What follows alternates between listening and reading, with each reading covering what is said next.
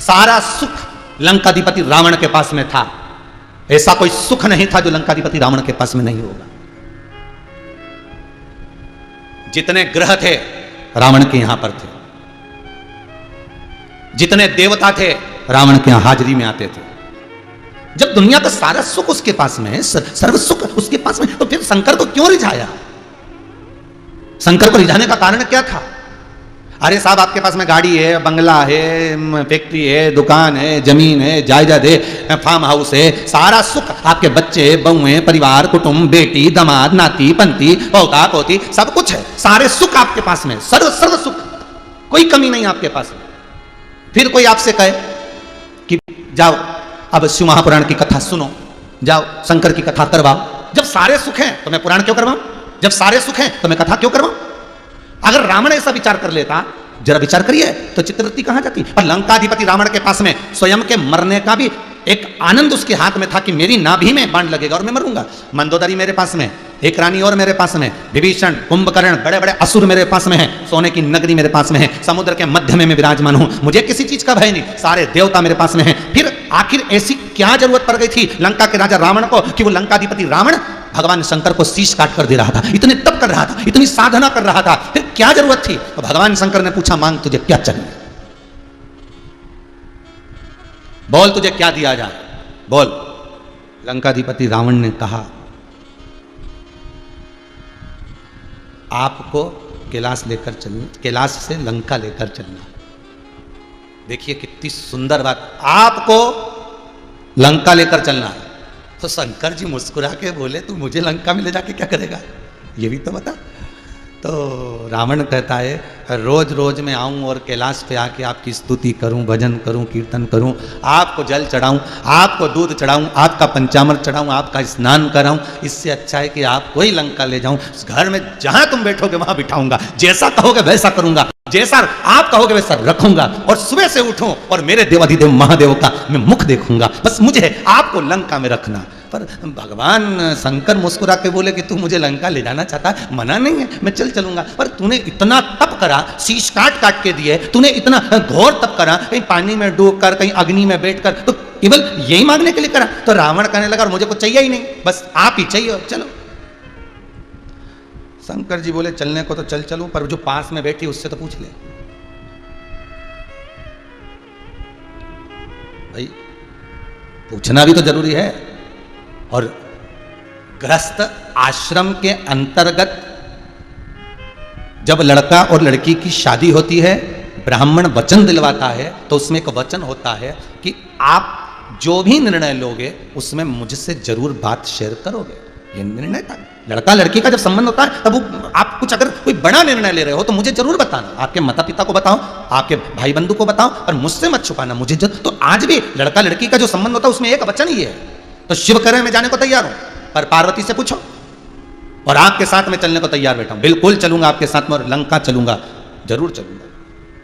अब फिर पार्वती जी के सामने लंकाधिपति रावण सम्मुख में खड़ा हुआ, और लंकाधिपति रावण ने मां जगतजननी जगदम्बा को देखकर प्रणाम कर कर कहा, मां आपको भी मेरे साथ चलना है। पार्वती जी बोली, पहले ये बता कि ले जाना क्यों चाहता है? तो रावण के शब्द सुनिएगा साहब, रावण संहिता कहती है, लंकाधिपति रावण कहता है, माता पिता को इसलिए लेकर जा रहा हूं कि मैं तो आपका दर्शन कर लेता हूं, पर लंका में रहने वाले और भी आपका दर्शन कर सके, और भी दर्शन कर सके। यह कथा सोमानी परिवार सूरत गुजरात से बैठकर करा रहा है। यह सोमानी परिवार इस कथा को चाहता तो लॉकडाउन में अपने घर में भी करा सकता था, क्योंकि वहां भी कौन आता? घर के उनके सदस्य 4, 5, 6, 8 जो भी हैं, बस वो सदस्य, और वो सब सदस्य रहते 8, 15 जो भी सदस्य होंगे, या उनके घर के 8 लोग, 10 लोग, 15 लोग, और ये संगीतकार, ये टीवी चैनल, और हम। पर इस कथा को उन्होंने इस ऑनलाइन कराई, टीवी चैनल पर दी, फेसबुक यूट्यूब पर दिया। इस कथा को संपूर्ण विश्व में वितरित क्यों किया? कि कथा तो हम सुन लेंगे, पर इस कथा को जब जगत तक जाएगी, जग कल्याण के लिए जाएगी, और पूरे विश्व में ये कोरोना महामारी जो फैल रही है, और जब इस कथा का संचार होगा, इस कथा को बोला जाएगा, और इसकी जो वाणी है, इसके जो शब्द हैं, वो जो निकलेंगे, उससे हो सकता है ये वातावरण शुद्ध हो जाए और ये वायरस समाप्त हो जाए। इसलिए इस कथा को ऑनलाइन कर जग तक पहुंचाया, नहीं तो अकेले भी सुन सकते थे सोमानी जी। इस कथा को सोमानी परिवार अकेले भी श्रवण कर सकता था, इस कथा को स्वयं भी सुन सकता था, इस कथा को स्वयं श्रवण भी कर सकता था, पर उसने एक विचार करा कि नहीं, ऑनलाइन करा कर, जैसे राजगरिया परिवार ने इससे पहले कराया, ऐसे सवाणी कि इस कथा को वहां तक पहुंचाना है, इस कथा को वहां तक लेकर जाना है, इस कथा को कल्याण तक, जनहित तक पहुंचाना है। और जब सारी दुनिया कोरोना महामारी के अंतर्गत हृदय से टूट चुकी है, तब एक शंकर की ही कथा है कि शिव उसको साध सकता है। दुनिया में कोई साधे ना साधे, शंभु साध लेगा, शंकर साध लेगा।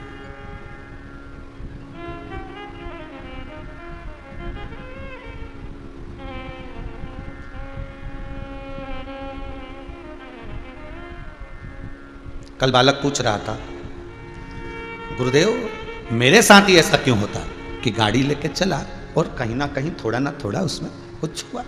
तो बाबा से कह देना, विश्वनाथ से कह देना, आटे में नमक जब माँ रोटी बनाती है तो थोड़ा सा नमक डालती है। डालती क्यों है? कि स्वाद आएगा। और माँ इतना सारा नमक डाल दे तो कोई रोटी खा सकेगा क्या? नहीं। भगवान से कह देना, बड़ी कृपा कर रखी है भोलेनाथ, हो सकता है कोई मेरा ग्रह ऐसा बन रहा होगा जिसमें मेरे कुछ दुख के, कुछ एक्सीडेंट आदि के क्रम होंगे, पर तेरी कृपा है, आटे में नमक के बराबर धीरे धीरे मेरे उस ग्रह को तू काटता रहता। तेरी कृपा है ये, तेरी करुणा है ये। वो धीरे धीरे स्लो स्लो तो कहीं ना कहीं उस जो ग्रह आ रहा है, जो काल आ रहा है, उसको मेरा महाकाल धीरे धीरे कर कर उस ग्रह को काट रहा। तो उसको धन्यवाद देना। जैसे आटे में नमक डले और स्वाद आए तो ऐसा चल जाएगा, थोड़ा थोड़ा थोड़ा थोड़ा चल जाएगा, पर ज्यादा नहीं।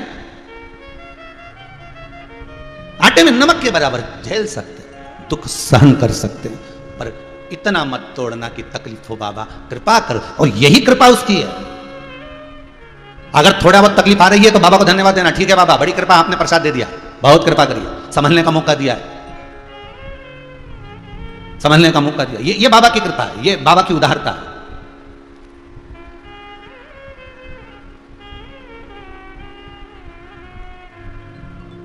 रावण कह रहा है मैं आपको ले जाना चाहता हूं जगत हित के लिए, जग कल्याण के लिए। आपसे भी निवेदन है, जितने आस्था चैनल पर कथा सुन रहे हो, जितने मोबाइल पर कथा सुन रहे हो, फेसबुक पर जितने कथा सुन रहे हो, सबसे करबद्ध निवेदन है, अगर आप भगवान के सामने जाओ तो सबसे पहले अपने लिए बाद में मांगना, पहले जग हित के लिए मांग लो। मेरे अड़ोसी पड़ोसी कुटुंब कबीला नाते रिश्ते सब सुखी रहे, भगवान ऐसी कृपा कर, कोई दुखी ना हो। सुखी रहे संसार में, दुखिया रहे न कोई, ये अभिलाषा मेरी है, सो भोले पूरी हो। सब सुखी रहे, सब आनंदित में रहे, आनंद मस्ती में और अलमस्त होकर। इसलिए हम बार बार कथा में कहते हैं, क्या किसको रोइए, चादर तान कर सोइए, आग लगे बस्ती में, अपन रहो मस्ती में। भगवान ने जितना शरीर दिया है, जैसा स्वरूप दिया है, जैसी भगवान ने कृपा करी है, उसमें इतने सुखी रहना कि तुम्हारे बराबर दुनिया का कोई सुखी व्यक्ति ना हो। जो दिया भगवान ने बहुत दिया, और दूसरे को देखकर नहीं, उसके पास में इतना भरा है, उसकी 4 फैक्ट्री है, एक आध और करना चाहिए, अपने को और चालू करना चाहिए। रबड़ को कितना खींचोगे दादा? गड्डी के रबड़ को 1 किलो के डब्बे में मत लगाओ। अगर रबड़ में तनाव होगा तो तुम्हारी जिंदगी में तनाव उत्पन्न हो जाएगा। इसलिए इस मन को, इस चित्त को, उस वृत्ति को एक ही जगह अच्छे से लगाओ, उभर जाओगे। अरे भजन भोले बाबा का करते रहोगे तो संसार सागर से तरते रहोगे। अगर शिव का भजन कर रहे हो, शिव का स्मरण कर रहे हो, लंकाधिपति रावण कर रहा है, माँ मैं आपको लेना चाहता हूँ, ले जाना चाहता हूँ, चलिए माँ चलो मेरे साथ, शंकर मेरे साथ चलो। शिव जी से पार्वती जी बोली आप जाना चाहते हो? शंकर भगवान बोले भगत है, भगत तो जहां ले जाएगा वहां जाना पड़ेगा। भगत तो भगत, जहां ले जाएगा वहां जाना नहीं, उसमें दिक्कत क्या है? पार्वती जी बोली दिक्कत एक ही है। क्या? अगर रावण जिद कर कर अपन को ले जा सकता है तो जिद कर कर कर सारे काम भी करवा सकता है।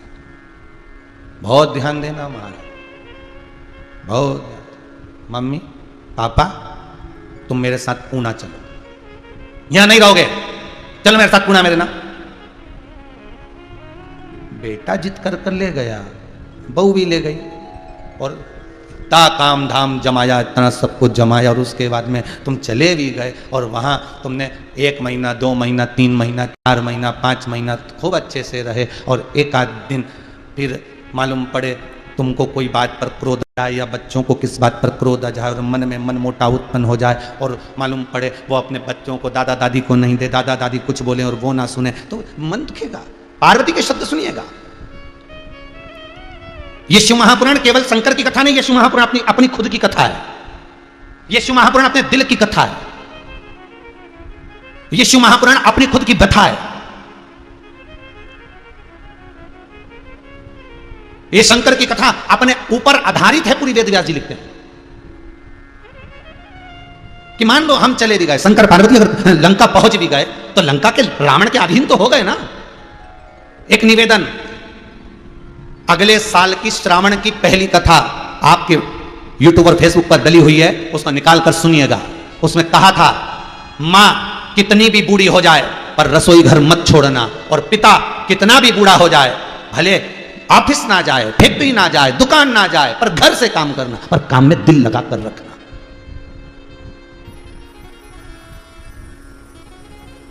कितने भी बूढ़ी हो जाओ, रसोई घर मत छोड़ना।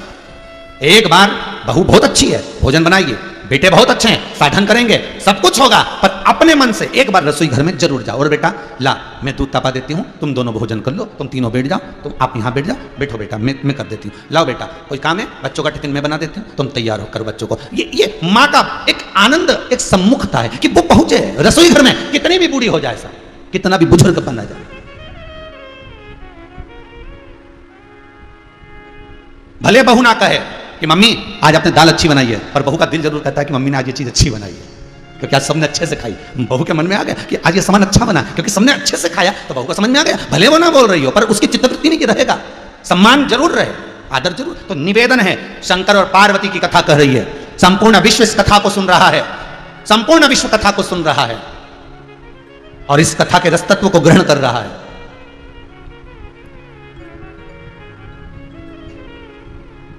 और यदि कथा श्रवण कर रहे हो तो पार्वती की कथा अपनी कथा, शिव की कथा अपनी कथा नहीं।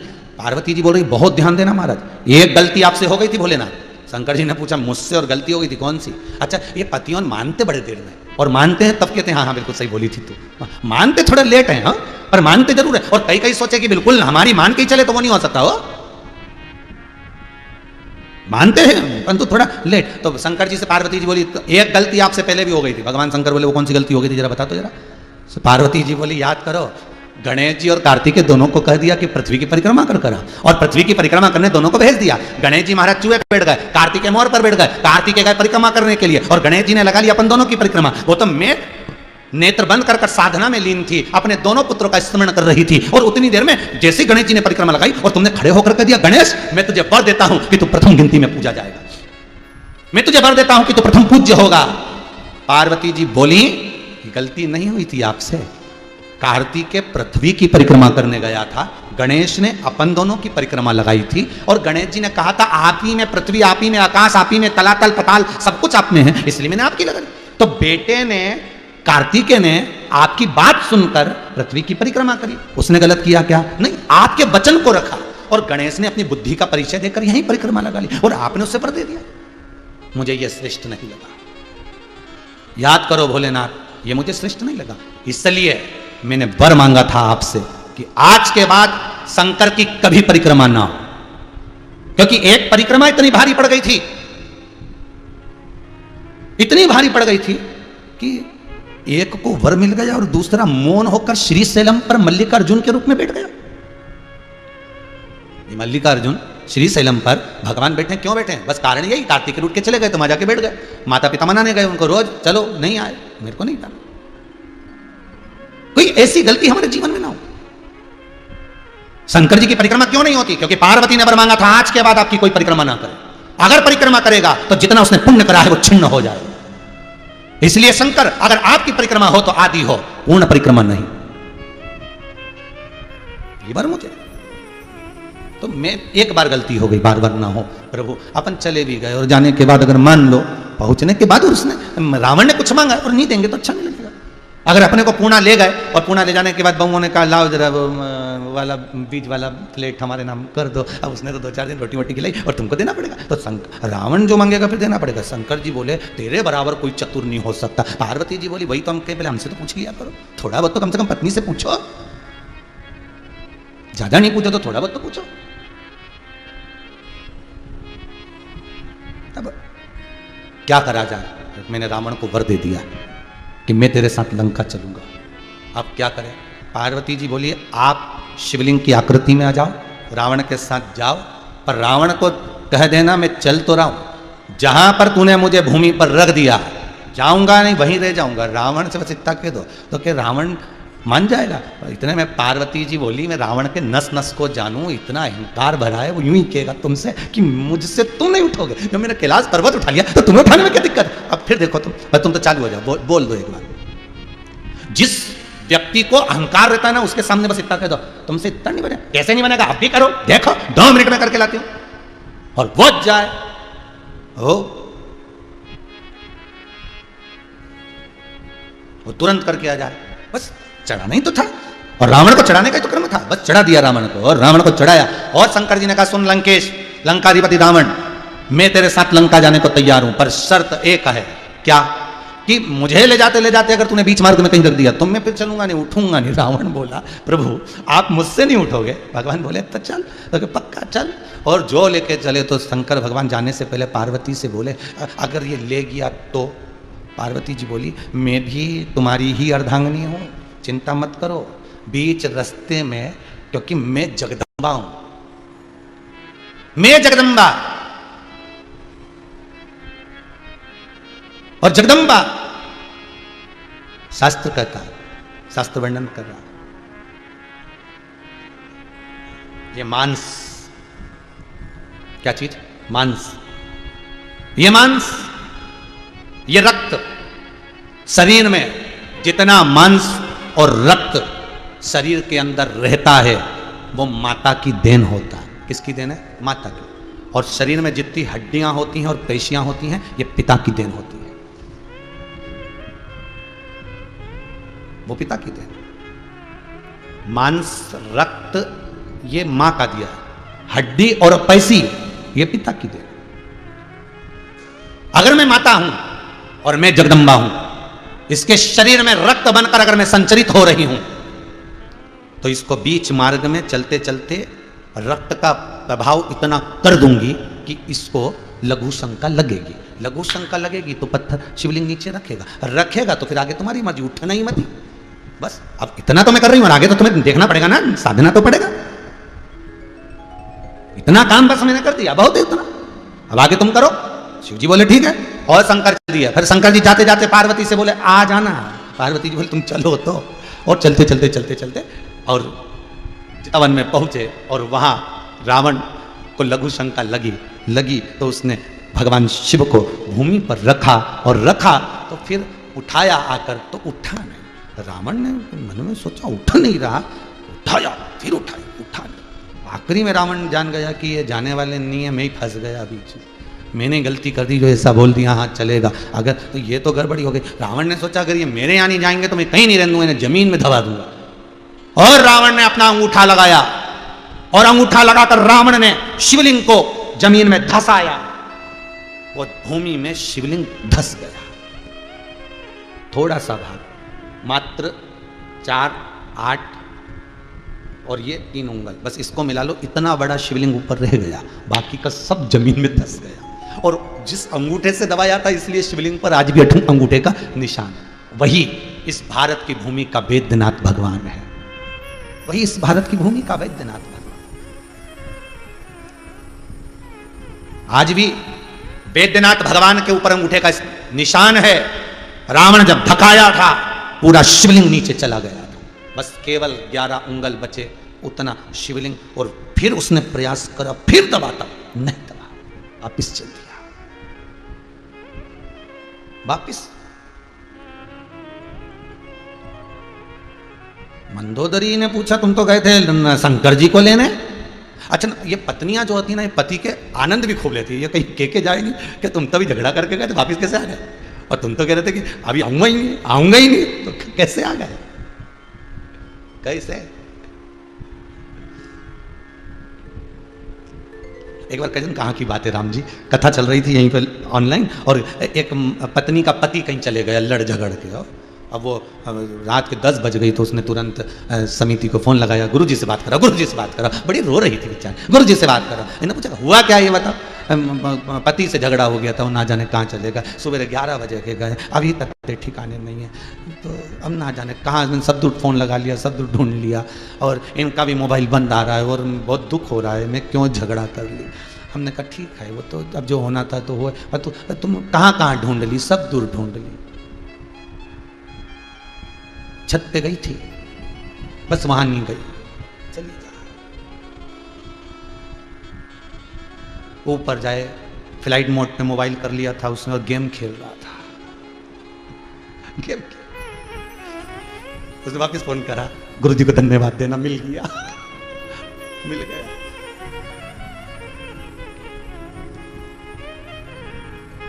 अब मंदोदरी थोड़ा सा आनंद तो लिया। मंदोदरी बड़ी प्रसन्न थी। मंदोदरी ने जैसे रावण आया ना, धन धनाते हुए, रावण जब चलता था पृथ्वी हिलती थी, कहते लंका हिलती थी रावण के चलने पर, पांव जब धरता था। तो मंदोदरी निकल के अपने जैसे कोई आता है तो बेल बजाता, तो रावण आता था तो बेल बजाने की जरूरत नहीं पड़ती, बेल खुद ही बज जाती थी, क्योंकि पांव ऐसा रखता था। और जो लंकाधिपति रावण आया, और आते से मंदोदरी बाहर निकल के आ गई, और मंदोदरी बाहर निकल के आते से पूछी, क्यों शंकर जी लेने गए थे, भोलेनाथ आए नहीं। तो रावण बोला फालतू की बात करना मत, ला रहा था। फिर विभीषण बोला ला तो रहे थे भैया, पर बीच में लग गई लघु शंका। तो कहां से आए लंकाधिपति के यहां भगवान भोलेनाथ। अब तो रावण को भीतर क्रोध आ गया। मंदोदरी कहकर अंदर चली गई। अच्छा, पत्नियों की आदत थी, जो भी बोलना बोल बुला के रसोई घर में घुस जाती, तुरंत कहा और गई, बोली और चली। वो रुकती नहीं है, बस कहे हुआ के वो जा रही, वो जा रही, वो पहुंच गई। अब मंदोदरी ने कहा तुम तो शंकर भक्त तो अगर मेरे साथ नहीं आए, इसलिए मैं जमीन में उसको पताल में धक्का करा गया। ओ विभीषण बोले जिनको ये पताल में धक्का कर आए हैं, थोड़े से शंकर जी बाहर रह गए, जटा जटा। अच्छा, फिर विभीषण भैया क्या हुआ? विभीषण के विष्णु भगवान, ब्रह्मा जी, इंद्र, वरुण देव, गरुण देव, जल देव, सब पूजन कर रहे हैं उनकी प्रतिष्ठा। कि रावण छोड़ गया, अपने को मिल गए शंकर भगवान, प्रतिष्ठा कर, प्राण प्रतिष्ठा। पूरी दुनिया में 12 ज्योतिर्लिंग में से एक ज्योतिर्लिंग ऐसा है, बाबा बैद्यनाथ, बाबा धाम बैजनाथ जी, जिनकी प्राण प्रतिष्ठा किसी एक ने नहीं, जिनकी प्राण प्रतिष्ठा ब्रह्मा, विष्णु, इंद्र, वायुदेव, जलदेव, गरुण देव, 33 कोटि देवताओं ने एक साथ मिलकर करी। 33 कोटि देवता जिसकी स्थापना करे, वो बाबा बैजनाथ धाम, वो बाबा धाम। सच क्या? शिव को पाना कोई सरल है क्या? शंकर को बस वाणी की शुद्धता हो, आपके हृदय की शुद्धता हो। कहते हैं वस्त्र कौन कलर का है उससे मतलब नहीं होगा। भगवान को पाने के लिए वस्त्र चेंज करने की जरूरत नहीं, मन को चेंज करना पड़े, मन बदलना पड़े, भगवान मिल जाए। और कोई कहे कि लड्डू से मिलेगा, पेड़े से मिलेगा, घी से मिलेगा, जल से मिलेगा, दूध से मिलेगा, नहीं। भगवान को पाने के लिए निर्मल मन सो मोहि पावा, मोहि छल छिद्र कपट ना भावा। मुझे ये कपट नहीं भा सकता, मुझे तो निर्मल चित्त चाहिए, निर्मल मन चाहिए। भगवान कहते मुझे बस अपना मन दे, अपनी वृत्ति दे। कोई किसी रूप में, कोई किसी रूप में पाता ही है। किसी ना किसी रूप में हम भगवान को प्राप्त कर सकते हैं। कोई आज टीवी चैनल के माध्यम से कथा चल रही है, कई जगहों में, घरों में। अगर टीवी के माध्यम से कथा नहीं पहुंच रही तो मीडिया वाले, पत्रकार बंधु अपने अपने प्रदेशों में, अपनी अपनी जगहों में, अपने अपने जिलों में अखबारों के द्वारा कथा पहुंचाना। मतलब कथा किसी ना किसी रूप में, प्रसाद के रूप में पहुंच रही है। शिव महापुराण एक कथा पहले कही थी। इस कोरे कागज पर देखो, अखबार कंपनी भी कोरा कागज बुलाती है और उस पर न्यूज छापती है। कितनी भी अच्छी से अच्छी न्यूज छाप दो, 4 दिन के बाद उस न्यूज पेपर पे लोग समोसा खाते दिखेंगे, पोया खाते दिखेंगे। कितनी भी अच्छी न्यूज छाप लो, और वही कोरा कागज गीता प्रेस गोरखपुर भेज दो, तो वो कागज पर जब गीता प्रेस गोरखपुर में उस पर रामायण, भागवत, गीता छपेगी तो कोई उस पर समोसा खाएगा, कोई उस पर पोया खाएगा? नहीं। उसी तरह ये हमारा जीवन है, हमारी ये आत्मा, हमारा ये मन, हमारी ये वृत्ति है। इसको अगर संसार की वस्तुएं छापोगे तो ये किसी काम की नहीं, और इस पे अगर भगवान का नाम छापोगे, इस मन पर, इस चित्त पर, इस वृत्ति पर, इस मन में अगर तुम शंकर का, राम का, कृष्ण का नाम एक बार तुमने छाप दिया, इस मन में शंकर की कथा को उतार दिया, तो इसकी कीमत अपने आप बढ़ गई। इसकी कीमत अपने आप, इसको कोई बढ़ाने वाला नहीं, खुद बढ़ती है।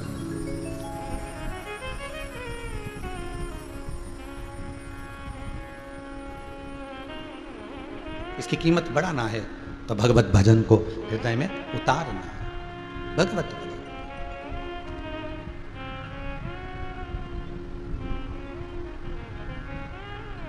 हे शंभु, हे त्रिकालदर्शी, हे कैलाशी, हे शंकर, हे शंभु, दूसरा कोई है ही नहीं।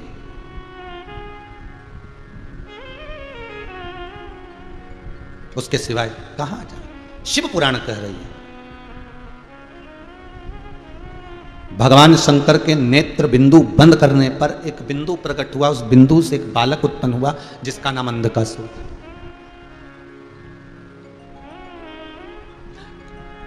अंधकासुर अंधा नहीं था हो, नहीं तो कई लोग कह देते महाराज इसका नाम अंधकासुर रखा मतलब ये अंधा था क्या? नहीं, ये अंधा नहीं था। भगवान के नेत्र बंद करने के बाद एक बिंदु गिरा पृथ्वी पर, उससे जो प्रकट हुआ वो अंधकासुर। तो अंधकासुर अंधा नहीं था, अंधकासुर अंधा नहीं था, अंधकासुर ज्ञान से अंधा था। होता है ऐसा।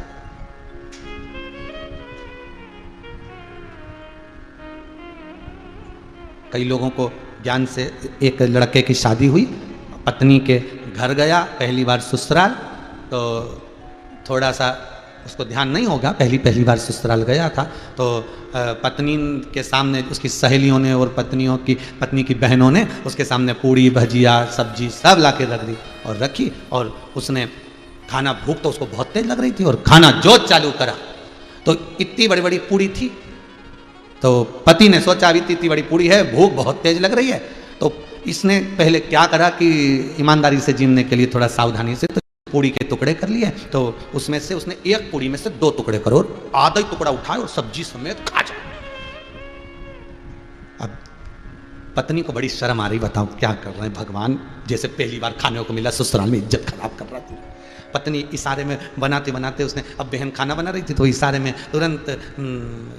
तुरंत इशारा उसने 2 उंगली का करा, 2 उंगली का करा, तो पति ने देख लिया कि मतलब 2 टुकड़े मत करो, एक ही में निपटाओ। अब ज्ञान जितना होगा उतना, तो उसने एक ही पूरी भरी सब्जी में और पूरी निपटा गया। पत्नी माथा ठोक दी, भगवान। पति ने सोचा ऐसे नहीं खाना है, पहले पूरी को लेना है, माथे से ठोकना है, फिर सब्जी मिलाना, फिर खाना। तो उसने पूरी को लिया, सब्जी में भिड़ाया और माथे से ठोका, फिर खा गया।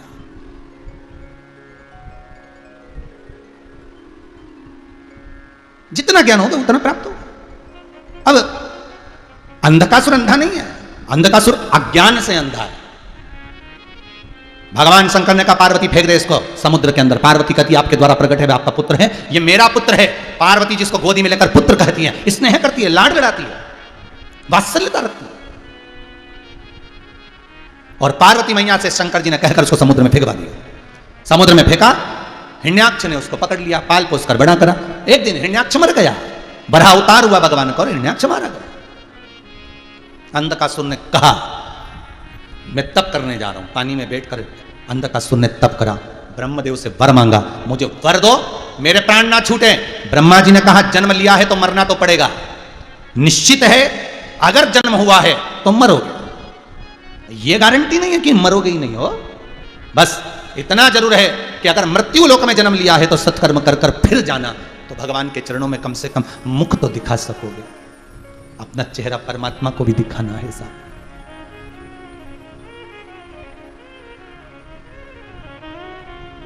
दुनिया के लोग आपको आपके कपड़े से, श्रृंगार से पसंद करेंगे, संत सदगुरु आपको आपके चरित्र से, आपके हृदय से पसंद करेंगे, और परमात्मा आपको आपके दिल से, आपके भाव से, आपके मन से पसंद करेगा।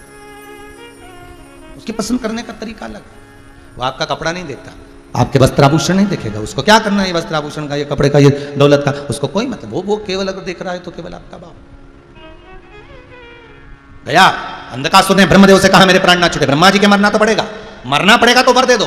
जिस दिन मैं अपनी माता को गलत दृष्टि से देखूं उसी दिन मरूं, क्योंकि इसको मालूम था मेरी कोई मां है ही नहीं, क्योंकि मेरे पिता ने कहा तो पानी में बहकर आया था, मैंने तुझे पकड़ लिया था। तेरी कोई माता नहीं। ओहो, बस वर मांग लिया, ब्रह्मा जी ने तथास्तु कर दिया। इसमें भी अकल होती तो इतना सोच लेता कि ब्रह्मा जी तथास्तु बोले मतलब माता जरूर है, पक्का है। दशरथ जी को कितनी सहानुभूति थी शांति मुनि के श्राप से, कितनी सहानुभूति थी दशरथ जी को। दशरथ जी के मन में जब जब दुख होता था कि मेरे घर में पुत्र नहीं है, मेरे घर में संतान नहीं, मेरे घर में औलाद नहीं, दशरथ जी दुखी होते थे। तो कौशल्या जी का देती थी दशरथ जी से, क्यों दुखी होते हो, तुमको श्राप मिला है ना कि पुत्र के वियोग में प्राण त्यागोगे, मतलब श्राप मिला है तो पुत्र तो होगा, ये पक्का। तो फिर दुख किस बात का। रावण को, दशरथ जी को सहानुभूति कौशल्या जी दिलाती थी कि श्राप लगा है तुमको कि पुत्र के वियोग में प्राण त्यागोगे, तो फिर रोते क्यों, मेरे घर में पुत्र नहीं, मेरी 3 रानियां, संतान नहीं, चिंता काय को करते हो। अगर श्राप मिला है तो पुत्र जरूर होगा, ये पक्का है, तो काय को टेंशन लेना। श्राप को पूर्ण करने के लिए पुत्र तो देना पड़ेगा भगवान को, तो फिर चिंता किस बात की, क्यों चिंता। समझदार हो तो समझदारी करता। और अंधकासुर को यह ज्ञान नहीं आया कि बताओ अगर मुझे ब्रह्मा जी ने वर दे दिया कि मरेगा, तो अगर तूने माता जी को गलत दृष्टि से देखेगा, तो फिर निश्चित हुआ आया समय। और अंधकासुर विवाह के लिए अपने दूतों को भेजा, जाओ जो सबसे सुंदर कन्या हो उससे मैं विवाह करूंगा। सबने जाकर कह दिया, सुंदर तो एक ही थी, वो थी हिमालय राज की कन्या पार्वती, ऐसी सुंदर, और उसने तो विवाह कर लिया शंकर जी से। अंधकासुर ने सोचा वो बूढ़े जोगी शिव से विवाह करा, इतनी सुंदर कन्या ने, तो उसके साथ रहकर क्या करेगी, उसको मैं अपने लिए लाऊंगा। अंधकासुर गया, जो मां जगत जननी जगदम्बा बाहर बैठकर कैशों को संवारती है, कार्य करती है, और अंधकासुर ने जाते से कह दिया, अरे ओ सुंदरी, मैं तुझे अपना बनाना चाहता हूं। माता की आंख से आंसू बहने लगे, मेरा पुत्र होकर मुझे गलत दृष्टि से देख रहा, गलत दृष्टि से। महाराज शिव महापुराण की कथा कहती है, दुनिया में मां एक ऐसी होती है कि बेटा छाती पर लात भी मारता है तो भी मां दुआ ही देती है, बद्दुआ नहीं देती, बद्दुआ नहीं देती। महाराज जिस घर में मां बाप की इज्जत नहीं होती, उस घर में देखना कभी बरकत नहीं होती। क्योंकि मां एक ऐसी होती है जो अपना सर्वस्व अपने बच्चों को दे देती है, सर्वस्व। कई ये बुजुर्ग माताएं जब कहती है ना, फोन लगा के, गुरुजी हम तो बड़े दुखी हो गए, हमारे बच्चे हमें नहीं पूछते, वो अलग रहते हैं, वो ऐसा करते हैं, तो हम उनको मजा लेने के लिए, उनके आनंद के लिए, कि उनके मुख से माता का तो प्रेम माता का होता है, तो हमने एक आध बार कह दिया, एक काम करो, ये सारा जितना भी जो दौलत है ना, तुम्हारी प्रॉपर्टी है ना, सब कहीं वृंदावन में दान दिया जा। अरे ऐसे कैसे दे दो, बच्चों को दें, तो क्या बच्चे तो पूछ ही ना, भले नहीं पूछे पर दूंगी तो होनी, भले कितना विवाद हो, भले कितना क्लेश हो, पर मां अपने बच्चे को अगर अपशब्द के भी देती है ना, गाली दे भी देती है ना, ताना दे भी देती है, थोड़ा श्राप मां अपने बच्चों को दे भी देती है ना, तो अकेले में जाकर रो भी लेती है। मां मां होती है, मां मां है।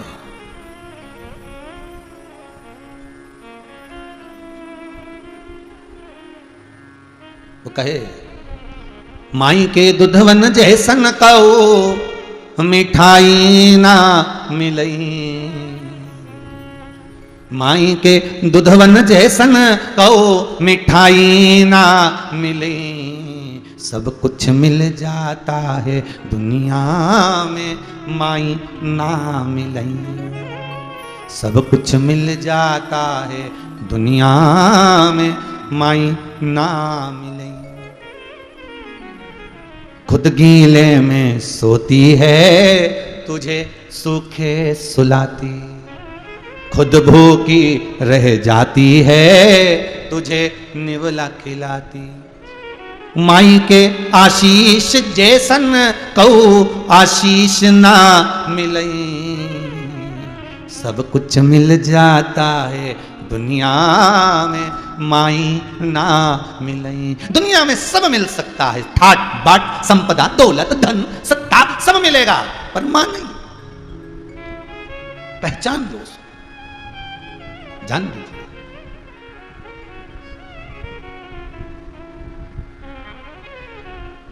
महाराज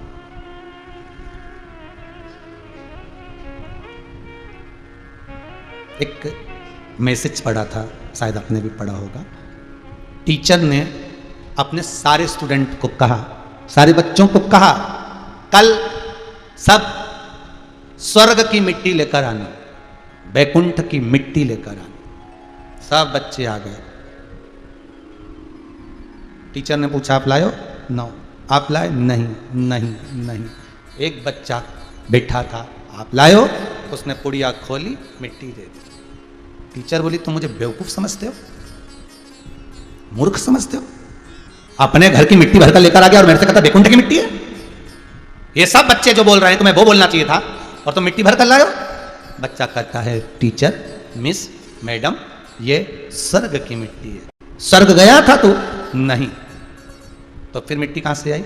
बच्चा कहता है मेरी मां के चरणों में सारी दुनिया का स्वर्ग है।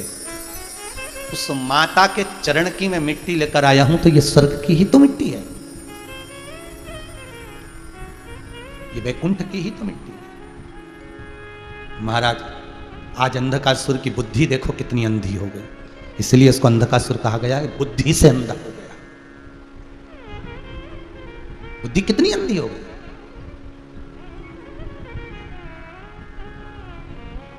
जान नहीं पाया। मैं तुम्हें अपना बनाना चाहता हूं। मां क्रोध में आए तो रो रही है, मां को गुस्सा आता है तो रोती है, मां प्रसन्न होती है तो रोती है, उसमें प्रसन्नता का भाव आ जाता है। प्रसन्न है तो भी रो रही है, और क्रोधित है तो भी रो रही है।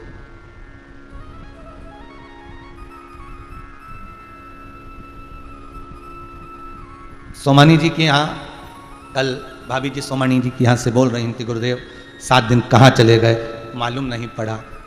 नैनों में जल भर रहा था, अर्थात जब बहुत प्रसन्नता भी होती है ना, कुछ मन की मनोकामना जब पूर्ण होती है ना, जब हृदय से शिव को याद किया जाता है कि ये मेरा शंकर, ये मेरा शंभु, ये त्रिकालदर्शी, ये कैलाशी ने मेरी सुन ली। और कहाँ 2023 में कथा मिल रही थी, कहाँ बाबा ने कृपा कर कर इतनी जल्दी करुणा कर दी। मतलब शंकर ने सुन लिया तो प्रसन्नता के भी नेत्र से अश्रु बह रहे थे,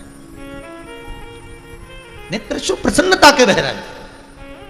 कितनी कृपा करी होगी साहब। फिर निवेदन करूंगा, जितने कथा श्रवण कर रहे हैं उनसे भी, जितने लोग पहले करवा चुके हैं और करवा रहे हैं उनसे भी, कहीं बाबा ने कृपा करी होगी, इसलिए ये शिव महापुराण की कथा हो रही होगी। कुछ उसकी कृपा जरूर है साहब, उसकी करुणा जरूर है, उसकी दया जरूर है, बहुत कृपा।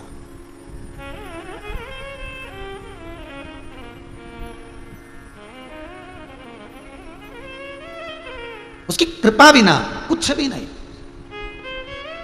सोमानी जी, इस कथा के बाद में अगली कथा जो है वो 30 तारीख से है, उसको मॉरिशस वाले करा रहे हैं ऑनलाइन। उनका शब्द केवल इतना सा था, जब आशीष जी के पास उनने बुकिंग कराई मॉरिशस से, समीर जी के पास, उनका शब्द एक था कि इस कथा ने जो मुझे दिया है मैं शायद भूल नहीं सकती। इसलिए अब विदेश में रहने वाले, उनका विदेशी कल्चर और मॉरिशस में रहकर कथा का रसपान करा देना।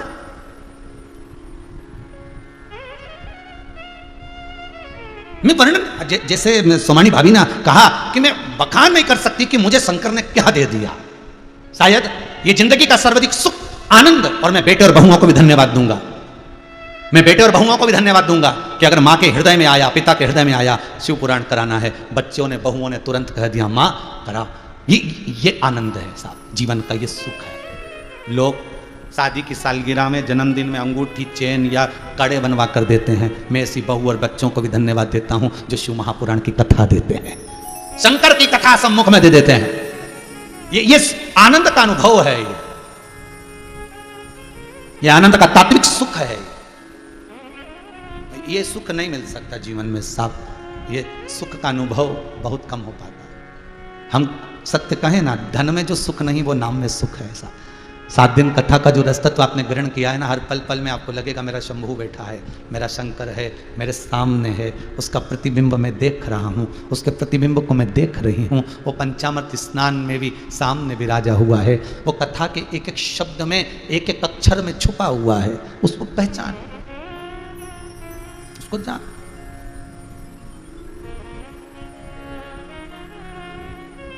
और जब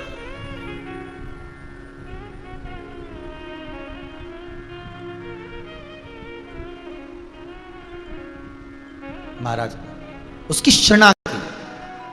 अंधकासुर जान नहीं पाया, पहचान नहीं पाया कि मैंने माता को गलत दृष्टि से देख लिया। मां रो रही थी, शिव आ गए। शंकर ने देखा कि यह अंधकासुर पार्वती को अपशब्द कह रहा है, मां को गले लगाना था तो अपशब्द कह रहा है। शिव ने वहीं पर बटुक भैरव को प्रकट कर लिया। काल भैरव प्रकट करा था ब्रह्मा जी का सिर काटने के लिए, बटुक भैरव प्रकट करा था अंधकासुर का सिर काटने के लिए।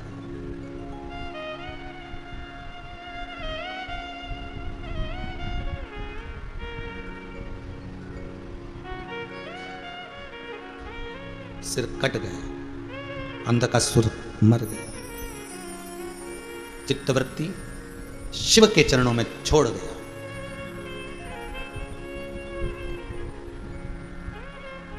और वो मन, वो चित्त, वो वृत्ति शिव में रख गया। हिरण्यकशिपु को मालूम पड़ा मेरा भतीजा मर गया। हिरण्यकशिपु को क्रोध आ गया, मेरा भतीजा, मेरा भाई हिरण्याक्ष मरा है। तप करने के लिए गया, ब्रह्मा जी से वर मांग रहा है, ना नीचे मरूं, ना ऊपर मरूं, ना अंदर मरूं, ना बाहर मरूं, ना अस्त्र से ना शस्त्र से, ना दिन में ना रात में, ना नर से ना पशु से, ना 12 महीने में मरूं, ये वर दीजिए मुझको, ना अस्त्र ना शस्त्र। ब्रह्मा जी तथस्तु कह दिए। हिरण्यकशिपु जब घर गया तो उसकी पत्नी नहीं थी। पूछा कहां गई? इंद्र ले गए। इंद्र क्या गए? तो पूछा इंद्र कहां है मेरी पत्नी? इंद्र कहता तुम्हारी पत्नी को देवऋषि नारद ले गए। नारद जी क्यों लेकर गए? पता नहीं। नारद से पूछा मेरी पत्नी कहां है? नारद जी कह रहे हैं अपने बच्चे को दूध पिला रही है, अपने बालक को दूध पिला रही है, स्तनपान करा रही है। अंदर जाकर देखा, पत्नी को लिया। ये कौन? मेरा पुत्र। पुत्र? हाँ, लेकर गए। देवऋषि नारद जब बालक जा रहा था, नारद जी ने कहा इसका नाम प्रहलाद है, तुम्हें याद है? प्रहलाद है इसका नाम। लेकर जा रहे थे, नारद जी मुस्कुरा रहे थे, मैंने आज एक असुर के घर में, मैंने आज जिसके घर में भजन ही नहीं होता उसके घर में भजन को पहुंचा दिया।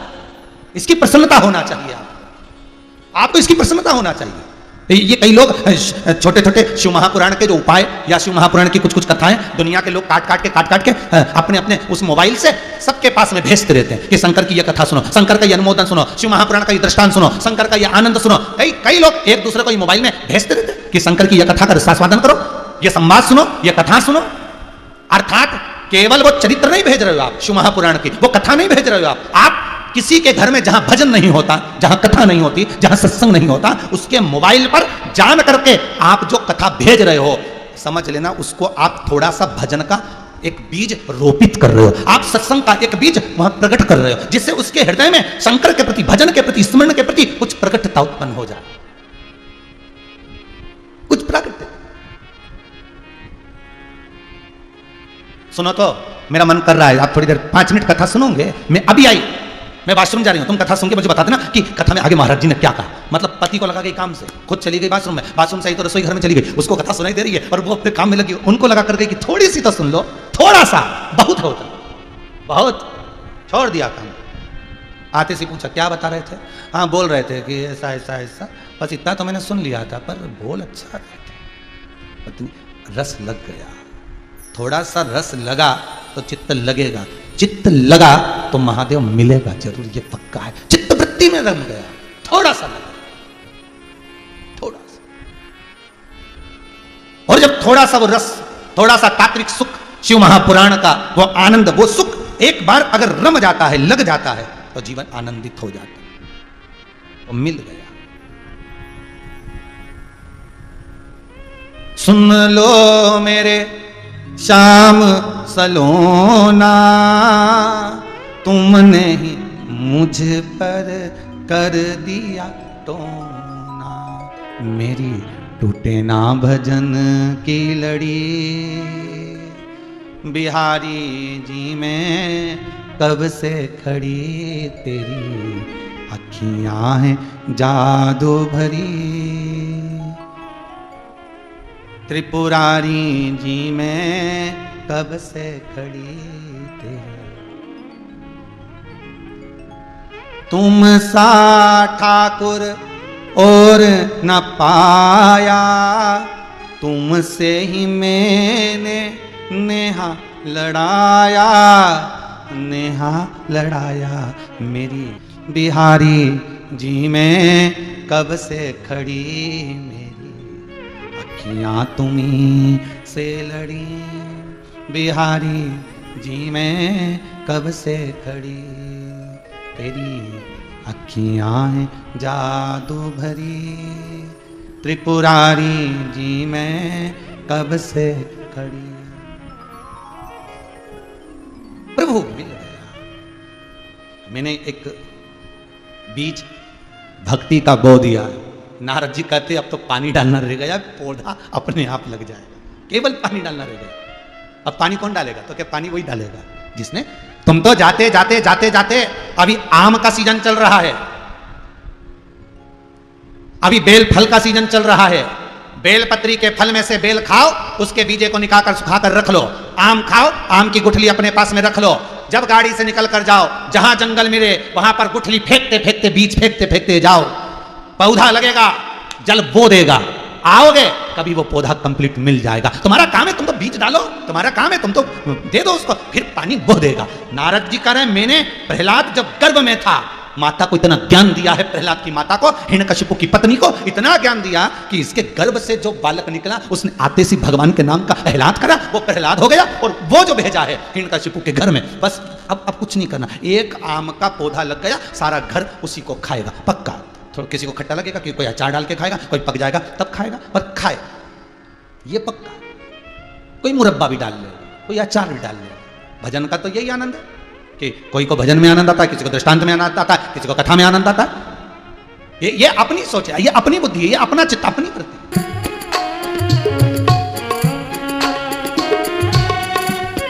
शंभो हे योगिनी।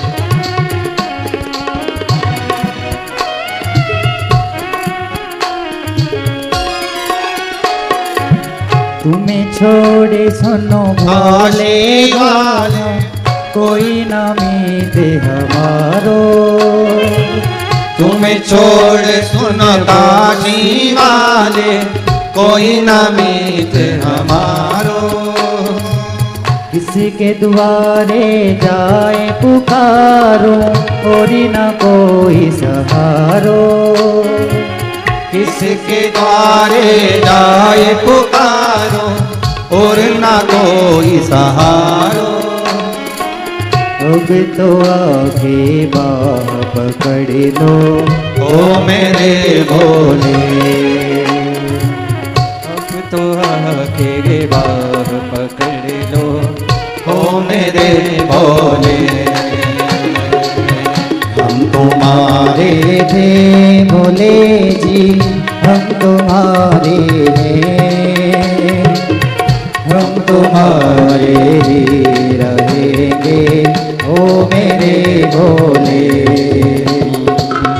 हम तुम्हारे थे भोले जी, हम तुम्हारे हैं, हम तुम्हारे ही रहेंगे ओ मेरे भोले।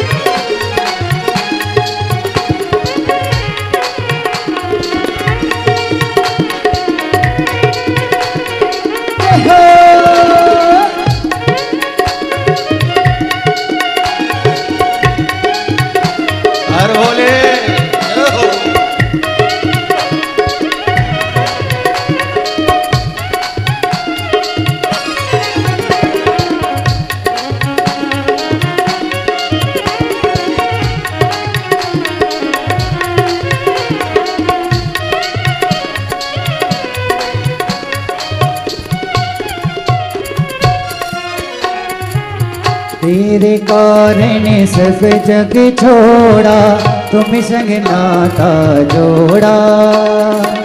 तेरे कारण सब जग छोड़ा, तुमसे नाता जोड़ा। एक बारी प्रभु बस ये कह दो, तू मेरा मैं तेरा। एक बार प्रभु हंस कर कह दो, तू मेरा मैं तेरा। साची प्रीत की रीत निभा दो, ओ मेरे भोले। साची प्रीत की रीत निभा दो, ओ मेरे भोले। हम तुम्हारे थे भोले जी, हम तुम्हारे हैं, हम तुम्हारे ही रहेंगे, ओ मेरे भोले। हम तुम्हारे ही रहेंगे, ओ मेरे भोले। हम तुम्हारे ही रहेंगे, ओ मेरे भोले। हम तुम्हारे ही रहेंगे, ओ मेरे भोले। शिव की कथा कह रही है, शंकर ओगड़ी दयालु दातार की कथा कह रही है। शंकर स्वयं देवऋषि नारद ने एक बीज ऐसा रोपित कर दिया, धर्म का, सत्संग का, संकीर्तन का ऐसा बीज रोपित करा है कि हिरण्यकशिपु उस बालक को जब लेकर चला, बड़ा हुआ, गुरुकुल पढ़ने के लिए भेजा उसको, और जब विद्याध्ययन के लिए भेजा है उसको, पर जिसको गर्व का ज्ञान हो उसको दूसरे ज्ञान की जरूरत ही नहीं पड़ती। आप अच्छा दीजिए, अच्छा मिलेगा। पर दिक्कत एक ही खड़ी होती है ना, आजकल डॉक्टर कह देते बेड रेस्ट, पलंग पे पड़े रहो, टीवी देखते रहो, बस औलाद भी वैसी पैदा हुई, दिन भर। महाराज थोड़ा सा भजन गर्भावस्था में बहुत जरूरी है। इस संसार सागर में एक निवेदन फिर करेंगे, बच्चों को संस्कार ऐसा देना कि घर में आप जो पूजन, आप जो पाठ, आप जो स्मरण छोड़ कर जाओ, वो कम से कम 2 अगरबत्ती तो लगा सके। धर्म का प्रचार बहुत जरूरी है। शिव पुराण कह रही है, प्रहलाद को खोलते तेल में डाल दिया, अग्नि में पटक दिया, सारा काम कर लिया, पर विश्वास इतना दृढ़ था। अच्छा, समझने वाली बात है कि वो कई लोग कहते हैं भगवान कहाँ है, तो हमने कहा प्रहलाद का चरित्र उठाकर देखिए, जब खोलते तेल में डाला तो भगवान था कि नहीं था। तेल को ठंडा कर दिया, पर्वत से उठाकर नीचे पटका, हाथ में झेल लिया उसने, हथेली पर झेला उसने, हाथी के पांव के नीचे पटकवा दिया तो भी बच गया। किसने बचाया? देखो, यह कोरोना महामारी खोलता हुआ तेल तो नहीं है, यह कोरोना महामारी हाथी का पांव तो नहीं है, यह कोरोना महामारी पर्वत से फेंकने जैसा तो नहीं है। अगर प्रहलाद को कोई बचा रहा है तो वो प्रहलाद का विश्वास बचा रहा है। भगवान के चरणों के प्रति जो विश्वास है प्रहलाद का, वो बचा रहा है।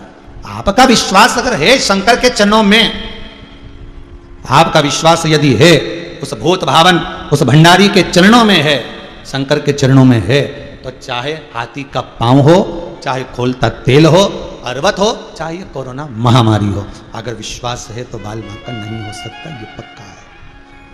बाल बांका नहीं हो सकता, अगर विश्वास है तो बाल बांका नहीं होगा। भरोसा रखिए उस पर, विश्वास रखिए उस पर। तेरा ही दिया मैंने काया पिया है, तेरा शुक्रिया है, तेरा शुक्रिया है। ये विश्वास यदि है तो परमात्मा है। सब दूर से हार गया, सब दूर से। अच्छा, एक दिन हिरण्यकशिपु ने अपने नाती को बुलाकर भी पूछ लिया था, सिंहिका का बेटा राहु और हिरण्यकशिपु रिश्तेदार है यहां पर। बुलाकर पूछा था राहु से, तो सब जानता है देवताओं की करतूतों को, ये बता कि ये मरेगा कैसे। राहु बोला मैं जानता तो हूं, पर ये भी जानता हूं कि इसकी भक्ति बड़ी प्रबल है, और मैंने देखा है, मैं शंकर की जटा में बैठा रहता हूं, मैंने देखा कि भगवान पर जो दिल से अगर जल चढ़ा दे, दिल से अगर चावल चढ़ा दे, दिल से अगर दूध चढ़ा दे, दिल से अगर पानी चढ़ा दे, तो शंकर तो उसके हो जाते। तो मुझे लगता है कि भगवान इसका हो गया। तो कहा तू मेरा नाती होकर मुझे डरा रहा है? मैं तो कह सकता हूं, अब आगे आपकी मर्जी, अब समझो ना समझो, ये आपके ऊपर है, ठीक है। एक दिन पूछ लिया, सामने एक विशाल खंबा था, और उस खंबे को देखकर पूछा, खंबे को सर्वस्व अगर तेरा भगवान है तो क्या इस खंबे में तेरा भगवान है? तू कह रहा है कि सर्वस्व है। शिव महापुराण में नरसिंह भगवान की कथा जो लिखी गई, उस कथा के सार पर शंकर भगवान का एक अवतार है, इसलिए नरसिंह भगवान की कथा है। और कितनी बड़ी कृपा है भोलेनाथ की कि आज नरसिंह चतुर्दशी भी है। पूरे विश्व में सभी भक्तों को, सभी के हृदय में श्री नरसिंह भगवान की पावन जयंती की बहुत बहुत, जन्मोत्सव की, प्रागट उत्सव की बधाई हो, बहुत बहुत। तू कह रहा है कि सर्वस्व भगवान है, हाँ, तो क्या खंबे में भगवान है? हाँ, अगर मैंने कहा कि सर्वस्व है तो खंबे में। अच्छा, हिरण्यकशिपु के मन में विश्वास रत्ती भड़कानी था। अब बेटे को देख देख कर विश्वास जागते जा रहा है। खोलता पानी ठंडा हो गया, तेल ठंडा हो गया, पर्वत पे से बच गया, हाथी के पांव के नीचे से बच गया, आगी में रखा तो मालूम पड़े वो डूंढई जल गई, बहन ही निपट गई, पर ये बच गया। तो विश्वास नहीं लगेगा? दुनिया चमत्कार को नमस्कार करती है, आप अगर विश्वास है तो परमात्मा है। आश्चर्य में पड़ गया, फिर कहा इस खंबे में भगवान है? खंबे में भी है? हाँ है। तो उसने ठोक के देखा खंबे को भी कि ये इसके अंदर कोई भरा तो नहीं, खंबा तो ठोस था, कोई खंबे में भगवान भराएगा क्या? पर जब विश्वास जाग जाता है तो खंबे में से भी नरसिंह प्रकट हो जाता है। जब विश्वास जाग जाता है तो भगवान प्रकट हो जाता है। विश्वास तो जागे पहले, सबसे पहली चीज है विश्वास।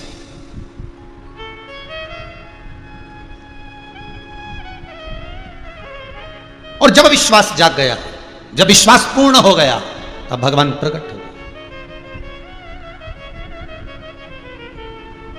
भाई विश्वास भी तो जागना चाहिए।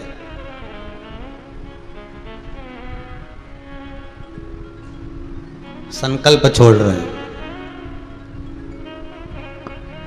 हाथ में फूल और पानी देकर पंडित जी ने कहा परमात्मा का ध्यान करो, जिसकी पूजन कर रहे हो, शंकर जी की। पास में पत्नी बैठी है, शादी हो रही है, पूजन करने बैठे हो, हाथ में फूल और चावल है, पानी है, पंडित जी कह रहे हैं गणेश जी का ध्यान करो, पर ध्यान तो वो बाजू में जाए। फिर पंडित जी ने कहा नवग्रह देवता का ध्यान करो, फिर वो दोस्तों में जाए। हाथ में फूल चावल होने के बाद पंडित जी कह रहे हैं कि ध्यान भगवान का करो, और ध्यान पत्नी में जा रहा है, पत्नी का ध्यान पति में जा रहा है, दोनों का ध्यान दोस्तों में जा रहा है। चित्तवृत्ति बटी हुई है, क्योंकि विश्वास जागृत नहीं होता। उनको तो लगता है कि बरमाला पिना दी, शादी पूर्ण हो गई। अब ये पूजन में कोई विश्वास उसका जागृत नहीं हो रहा। उसकी विश्वास था, उसका स्नेह था। तो कभी किसी ने नहीं किया हाथ में फूल चावल देकर कि पत्नी का ध्यान करो, फिर भी ध्यान चले जाता है। पति का ध्यान करो, पति में ध्यान चले, बिगाड़ किया जा रहा है। तो इस मन को भी बिना किए भगवान में जाना चाहिए ना। जब पत्नी में जा रहा है, पति में जा रहा है, बिना किए, बिना पूजन, बिना हाथ में चावल पानी लिए दूसरे में जा रहा है, तो मन को परमात्मा तक भी तो लेकर जाओ, बिना किए।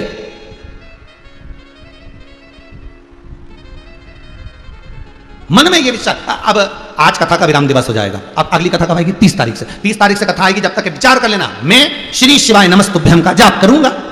भले कोई बोले चाहे ना बोले, पर मन में विश्वास ले लो, मन में उमंगता उत्पन्न करो।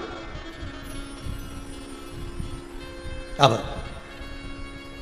खंबे में भगवान है, बिल्कुल गदा का प्रहार करा, केवल विश्वास आया और भगवान प्रकट हो गया। भगवान है ही ऐसा, विश्वास आया कि मतलब ये कह दिया कि खंबे में भगवान है तो देखता हूं है कि नहीं, और बस देखने के चक्कर में खंबा टूटा, नरसिंह भगवान प्रकट होगा।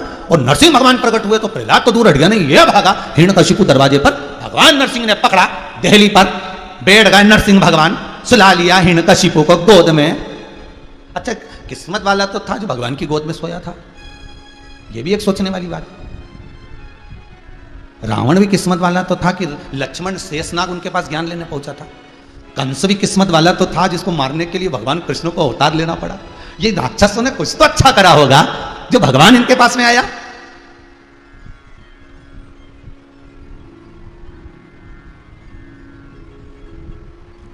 अब गोदी में हिरण्यकशिपु, देख ना नीचे मरे ना ऊपर, ना अस्त्र से ना शस्त्र से नक से फाड़ूंगा, ना दिन में ना रात में, शाम के समय पर मारूंगा, ना नर से ना पशु से नरसिंह बनकर आया, ना ही 12 महीने में मारूं, इसलिए एक अधिक कर अधिक मास में आया।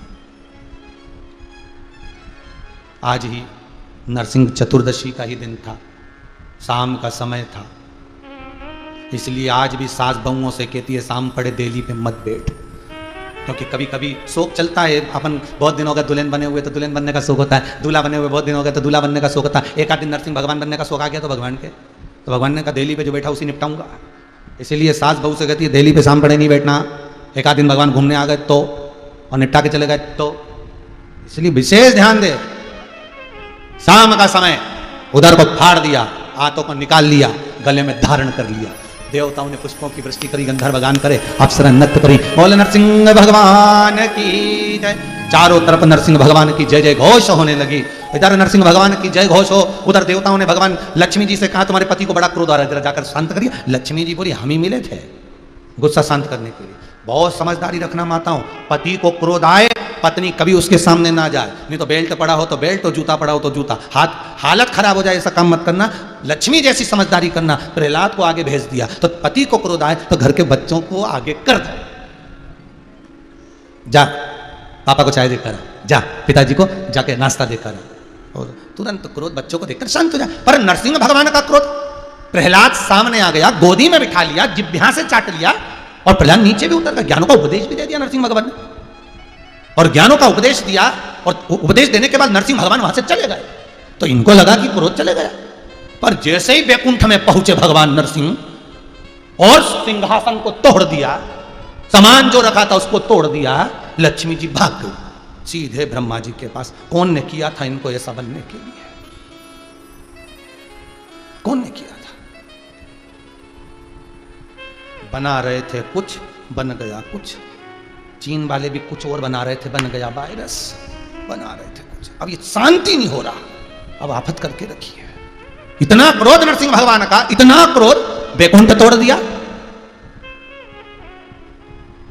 पूरा वैकुंठ तोड़ दिया। ब्रह्मा जी से लक्ष्मी जी बोली इनको हुआ क्या है? ब्रह्मा जी बोले गुस्सा है। लक्ष्मी जी बोली हमें ढूंढते ढूंढते यहीं आ रहे हैं। भगवान ब्रह्मा जी बोले सही में? हाँ। सरस्वती को बुलाकर भगवान ब्रह्मा जी ने कहा लक्ष्मी को वापिस वैकुंठ छोड़िए, वापिस।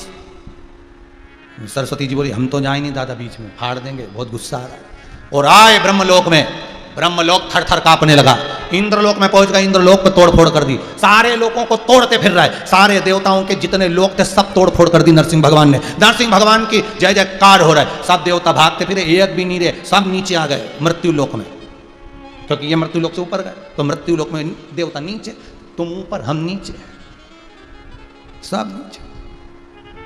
शंकर भगवान ने पूछा बात क्या है? आज सबकी सब यहीं दिख रहे हो, कैलाश पे बड़ा आनंद छाया हुआ है, आज तो हमारे यहाँ कोई शादी ब्याह भी नहीं है जो तुम इतनी खुशी में आए हो। तो इतने में इंद्र देवता बोले ये खुशी दिख रही है तुमको? खुद खुशी का समय आ गया। और क्या खुशी है? काहे की खुशी? यहाँ वो भगवान नरसिंह ने चारों तरफ उपद्रव मचा रखा है, चारों तरफ हाहाकार मच रहा है, चारों तरफ हाहाकार। क्या करना है बताइए? शंकर भगवान बोले गुस्सा शांत करने का एक ही तरीका है, इनको इनके घर पहुंचाना पड़ेगा। और घर जाने के लिए क्या करा जाए आप बताओ? भगवान शंकर ने कहा मैं सर्प पक्षी का रूप रखूंगा, तुम सब मुझ में समा जाना, तुम्हारा बल मुझे चाहिए, तब जाकर मैं नरसिंह भगवान को उठा सकता हूं। शंकर भगवान ने सर्प पक्षी का रूप रखा, उड़ते उड़ते गए शंकर भगवान, नरसिंह भगवान को पंजे में पकड़ा, ले जाकर बद्रिकाश्रम में अलखनंदा नदी में पटक दिया। अलखनंदा नदी में जैसे नरसिंह भगवान को पटका, पटकते से नरसिंह भगवान का क्रोध शांत हो गया। लक्ष्मी जी आई, प्रभु चलो। भगवान जाने लगे, संतों ने हाथ जोड़ लिए, आप बद्रिकाश्रम छोड़कर मत जाओ। नरसिंह भगवान कहने लगे, मैं एक शिला के रूप में रहूंगा। आज भी नरसिंह शिला बद्रीनाथ जी में तापकुंड के सामने नीचे आप देखेंगे अलकनंदा नदी में, तो एक शिला नजर आएगी जिसका नाम है नरसिंह शिला। नरसिंह भगवान चले गए, शिला के रूप में रहेगा, छोड़ दो, वो नरसिंह शिला। भगवान शिव का एक नाम हो गया श्रंभेश्वर महादेव। क्या नाम पड़ा है? श्रंभेश्वर महादेव। भगवान शंकर श्रंभेश्वर महादेव के रूप में विराजमान हो गए। शिव महापुराण की कथा कहती है, जिस व्यक्ति को क्रोध आता हो या घर में क्लेश मचा होता हो, घर में जरा जरा सी बात में अगर क्रोध आता हो, तो एक लोटा जल कलश में जल लेकर शंभेश्वर महादेव का नाम लेकर शंकर के ऊपर जो जलाधारी होती है उसमें उस जल को डाल दो, शंकर के ऊपर बूंद बूंद वो पानी गिरने दो, घर में शीतलता, शांति और प्रेम बढ़ता है। शंभेश्वर महादेव भगवान शिव का एक स्वरूप, एक आनंद शंभेश्वर के रूप में। जब शंकर भगवान श्रंभ पक्षी का रूप धारण कर लिए, तब नरसिंह भगवान का जब क्रोध शांत हो गया, तब लक्ष्मी जी को साथ में लेकर भगवान नारायण पहुंचे भगवान शिव के पास। बड़ा भाव से जा रहे हैं, श्रीमन नारायण नारायण नारायण, श्रीमन नारायण नारायण नारायण, लक्ष्मी नारायण नारायण नारायण, लक्ष्मी नारायण नारायण नारायण, नरसिंह नारायण नारायण नारायण, नरसिंह नारायण नारायण नारायण। बोलो नारायण नारायण नारायण, बोलो नारायण नारायण नारायण।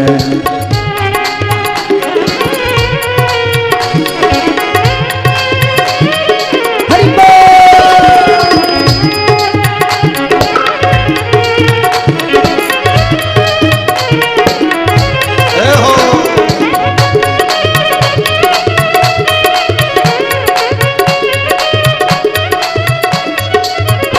लक्ष्मी नारायण नारायण नारायण, लक्ष्मी नारायण नारायण नारायण, ओम नरसिंह नारायण नारायण नारायण, नरसिंह नारायण नारायण नारायण, बद्री नारायण नारायण नारायण, बद्री नारायण नारायण नारायण, ओ बद्री नारायण नारायण नारायण, बद्री नारायण नारायण नारायण।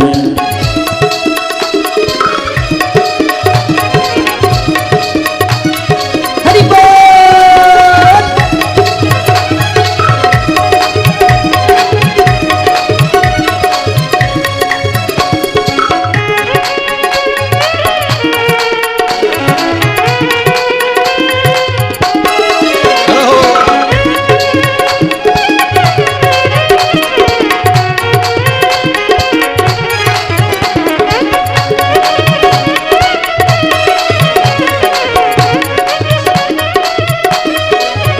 तुझमें नारायण नारायण नारायण, तुझमें नारायण नारायण नारायण, मुझमें नारायण नारायण नारायण, मुझमें नारायण नारायण नारायण, सब में नारायण नारायण नारायण, सब में नारायण नारायण नारायण, सब में नारायण नारायण नारायण, सब में नारायण नारायण नारायण। लक्ष्मी नारायण भगवान की जय। श्री नरसिंह भगवान लक्ष्मी जी के साथ श्रंभेश्वर भगवान के पास में पहुंचे। शंकर भगवान का स्वरूप देखकर बड़े आनंदित हुए। लक्ष्मी नारायण भगवान ने शंकर भगवान की पूजन करी। वही श्रंभेश्वर रूप लक्ष्मी नारायण भगवान के द्वारा पूजा गया। लक्ष्मी नारायण भगवान स्वयं श्रंभेश्वर भगवान का स्मरण करते हैं, पूजन करते हैं, अर्चना करते हैं, उसकी भक्ति में डूबे रहते हैं। आगे जो चरित्र आया है शिव महापुराण में, सुंदर वेद व्यास जी महाराज 12 ज्योतिर्लिंग का स्मरण करा रहे। महाराज शंकर भगवान के ऐसे कई स्वरूप हैं, ऐसे कई उपलिंग हैं। केवल ज्योतिर्लिंग से मतलब नहीं, शंकर भगवान के उपलिंग, जहां जहां शंकर, चाहे नया मंदिर हो, चाहे पुरातन मंदिर हो, चाहे कैसा भी मंदिर हो, शंकर का शिवलिंग अगर वहां विराजमान है तो जान लेना कि मेरा शंकर, मेरा शंभू वहीं बैठा है सामने आपके। आपके सम्मुख में।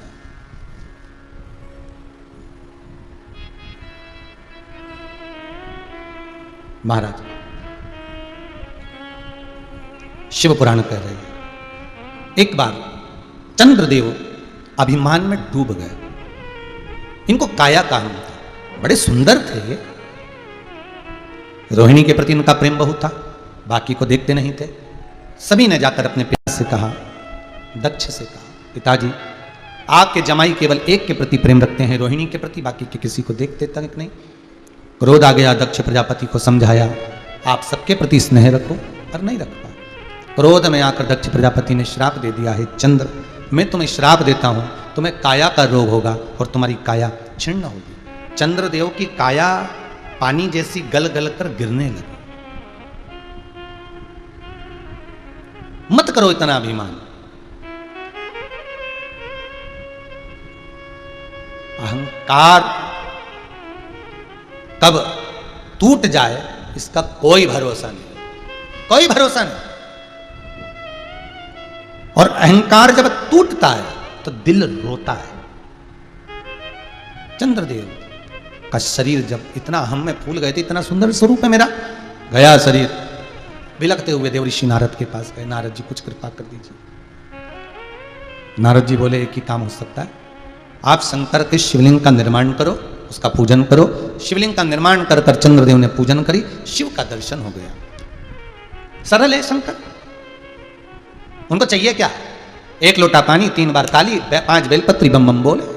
ये भी नहीं हो तो प्रणाम कर लो, वो भी नहीं कर सकते तो बम बम बोले बोल लो, चलो यहां से। ये भी नहीं कर सकते तो दर्शन ही कर लो, बहुत है उतना। अब काया का रोग मिट गया, भगवान शंकर सोमेश्वर महादेव के नाम से विराजमान हो। आगे वर्णन आया श्री मल्लिकार्जुन का। माता पिता से रुष्ट होकर कार्तिकेय महाराज श्रीशैलम पर जाकर बैठ गए, जहां पर माता और पिता दोनों मनाने के लिए पहुंचे तो भगवान मल्लिकार्जुन के रूप में विराजमान हुए। अगला वर्णन आया है कालों के काल महाकाल दूषण नाम का राक्षस, जो ब्राह्मण के बच्चों का रक्त पीता था, उसको देखकर सारे ब्राह्मणों ने शिव को पुकारा। भगवान शंकर बोले मैं इसको मारने को तो मार दूं, पर इसको वर मिला है कि ये 84 रूप रख सकता, तो फिर अगर मेरी बहन छिप्रिया आए, मैं जिस समय पर इसको मारूं इसका रक्त गिरे, तो छिप्रिया पानी के रूप में आकर इसके रक्त को धो दे तो इसका रूप नहीं आएगा और ये मर जाएगा। छिप्रिया को आने में देरी हो गई, शंकर भगवान ने दूषण नाम के राक्षस को मारा। दूषण नाम का राक्षस ने 84 रूप रख लिए। अब 84 रूपों को कैसे मारूं? जैसे छिप्रिया को मालूम पड़ा कि इसने 84 रूप रख लिए, मेरे आने में देरी हो गई, छिप्रिया ने पानी का रूप लिया, शंकर के ऊपर जाकर चढ़ गई और चढ़ी तो पानी के जल से अपने भाई के टुकड़े कर दिए छिप्रिया ने, उसी का नाम छिपरा हुआ। शंकर भगवान के 84 टुकड़े कर कर 84 रूप शंकर ने बना लिए, और बनाने के बाद भगवान शंकर 84 रूप में आकर तब जाकर उस 84 रूप रखे हुए दूषण नाम के राक्षस का संहार करा। पूरी दुनिया में केवल एक उज्जैनी ऐसी है जहां शंकर भगवान 84 रूप में विराजमान है, जहां पर भगवान 84 महादेव के रूप में विराजित है। बाबा देव अधिदेव महादेव की कृपा है, 84 रूप में विराजित। दूषण नाम के राक्षस का काल बन के प्रकट तो भगवान महाकाल बन गए। अगला वर्णन आया ओमकारेश्वर, बिंद नामक पर्वत ने तप करा, भगवान ओमकार के रूप में आकर दर्शन दिए। तीसरा वर्णन, अगला वर्णन है श्री केदारनाथ, नर नारायण भगवान ने तप साधना कर कर भगवान को वहां प्रकट करा। एक कथा मिलती है, भगवान जब पशुपति रूप धरे थे तब उनका गला कटकर शीश गया, नेपाल में धड़ बना तो किना केदार में भगवान को वही धड़ की पूजन आज भी होती है। शंकर भगवान को केदारेश्वर में सबसे ज्यादा अगर कुछ चढ़ता है तो घी चढ़ता है, केदारेश्वर में घृत वहां चढ़ाया, भगवान केदारेश्वर के रूप में विराजमान हुए। अगला वर्णन आया है भीमाशंकर, कुंभकर्ण की धर्म पत्नी करकटी, करकटी का पुत्र था भीम, जिसको मालूम पड़ा कि तेरे पिता का वध देवताओं ने करा है, देवताओं से बदला लेने के लिए सारे मंदिर देवालय तोड़ दिए थे मृत्यु लोक के। ब्राह्मण संतों को मारना प्रारंभ करा, ब्राह्मण संतों ने शिव की आराधना करी, भगवान शंकर पधारे और भीम का संहार करा, शिव जी का नाम भीमाशंकर हो गया। अगला वर्णन आता है काशी विश्वनाथ, मनु शत्रुपा ने तप कर कर भगवान को काशी में विराजमान किया। शनि महाराज का जब एक पांव खराब हो गया,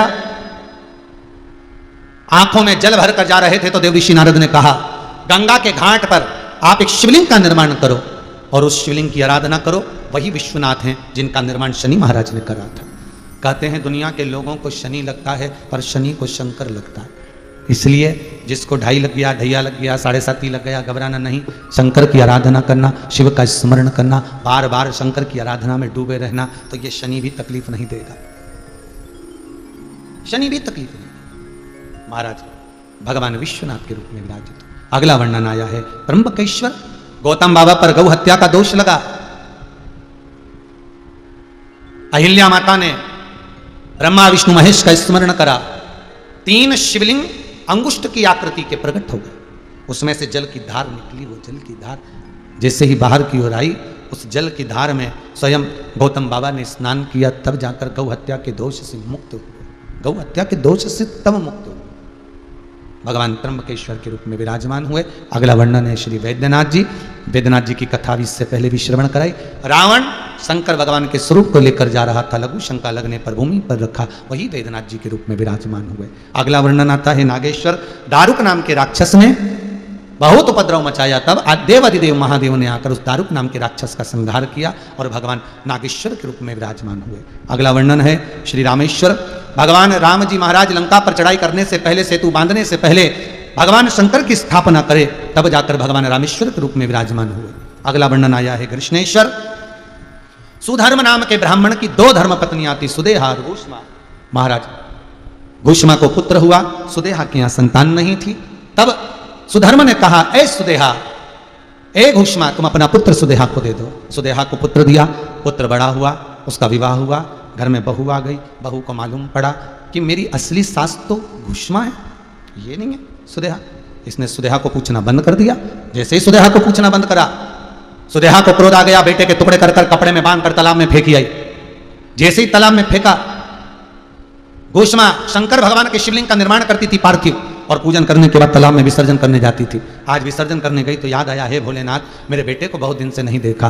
तब जाकर बेटा, मरा हुआ पुत्र 7 दिन बाद भी तैरता हुआ बाहर आया, वही भगवान कृष्णेश्वर के रूप में विराजमान हो गए। बोल कृष्णेश्वर महादेव की जय। भगवान 12 ज्योतिर्लिंग के रूप में विराजमान होते हैं। इधर तुमरुका जी चंचुला देवी के पति के लिए जो कथा कह रहे थे, शंकर पार्वती जिसके मुख्य यजमान बनकर विराजित हुए थे, भगवान शिव और पार्वती जहां विराजमान हुए थे, शंकर पार्वती ने जब कथा का रसास्वादन करा, स्मरण किया, तब कहा, हे तुमरुका जी, आपने जो कथा कही है वो आनंद की देने वाली है।